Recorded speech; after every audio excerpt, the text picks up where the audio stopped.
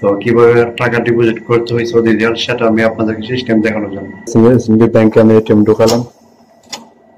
আসসালামু আলাইকুম গাইস, চলে আসলাম এনসিবি ব্যাংকে কিভাবে সৌদি রিয়াল আর এই যে এটিএম কার্ড দেখতেছেন, তো কিভাবে টাকা ডিপোজিট করতে হয় সৌদি রিয়াল সেটা আমি আপনাদেরকে সিস্টেম দেখানোর জন্য চলুন দেখি।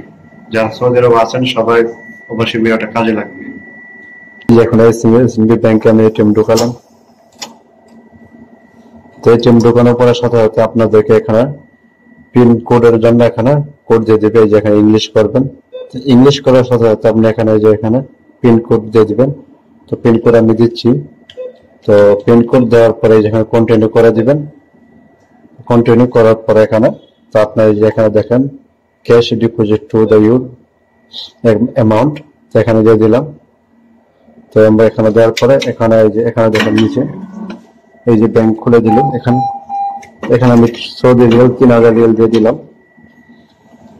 এখন এখানে প্রসেসিং হবে, দেখেন প্লিজ ওয়েট। তো টাকা এতক্ষণ গণিত হয়েছিল, তো এই যে এখানে দেখেন প্লিজ ওয়েট। এই দেখেন 500 টাকার নোট 3000 রিয়াল দিয়ে দিলাম এখানে। তো এই যে এখানে ডিপোজিট লেখা আসবে, তো এখানে ডিপোজিট করে ফেললাম এখানে।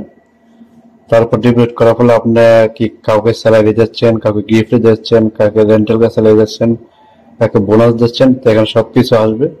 তো আমি গিফট হিসেবে দিয়ে দিলাম। তো এই যে গিফট হিসেবে দিয়ে দিলাম। তো এখানে আমি কনফার্ম করলাম এখানে। তো কনফার্ম করার সাথে সাথে এখন টাকা ব্যাংকে গণা হচ্ছে আবার। তো গণা হওয়ার পরে এখানে শো করবে কনফার্ম, আর সাথে সাথে মোবাইলে মেসেজ হয়ে যাবে। তো টাকা আসার পর এই যে সাথে সাথে আমার মোবাইলে মেসেজ হয়ে যাবে। এখন এই যে ইয়েস দিয়ে দেবো, সাথে সাথে মোবাইলে মেসেজ চলে আসবে। তো এখানে আমি আপনাদেরকে ব্যালেন্সটা আমি দেখাচ্ছি আপনাদেরকে। তো ব্যালেন্স হচ্ছে দেখেন 3092 রিয়াল। তো ব্যাংকে টাকা ডিপোজিট হয়ে গেল।